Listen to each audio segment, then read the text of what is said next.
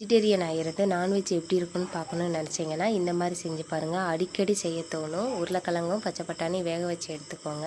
வெங்காயம், தக்காளி, பட்டை மிளகாய், சோம்பு, சீரகம், மிளகு, ஏலக்காய், கிராம்பு, அதோட தேங்காய், கசகசா, மல்லி இதெல்லாம் சேர்த்து நல்லா வதக்கி எடுத்து வச்சு மிக்சியில் நைஸாக அரைச்சி எடுத்துக்கோங்க. இப்போது எண்ணெயை ஊற்றி சோம்பு, கடுகு எல்லாம் புரிஞ்சதுக்கப்புறம் வெங்காயம், கருவேப்பிலை, இஞ்சி பூண்டு பேஸ்ட்டு எல்லாம் போட்டு நல்லா வதக்கி விடுங்க.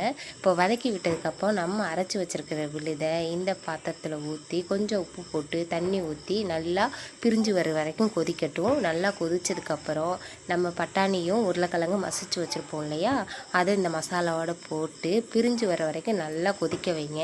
கொதிக்க வச்சுட்டு சூடாக சாதம் வடித்து அந்த சாதத்தில் இதை போட்டு பிசைஞ்சு சாப்பிட்டிங்கன்னா நாட்டுக்கோழி குழம்பு எப்படி இருக்குமோ கிரேவி அந்த டேஸ்ட்டில் இருக்கும். இதை அடிச்சுக்கிற ஆளே கிடையாது. இதுக்கு தொட்டுக்க எதுவுமே தேவையில்லை. சப்பாத்தி, தோசை, இட்லி இந்த மாதிரி எது உங்களுக்கு பிடிச்சிருக்கோ அதோடு சேர்த்து சாப்பிடுங்க. செம்மையாக இருக்கும். ஒரு வாட்டி நீங்களும் ட்ரை பண்ணி சொல்லுங்கள்.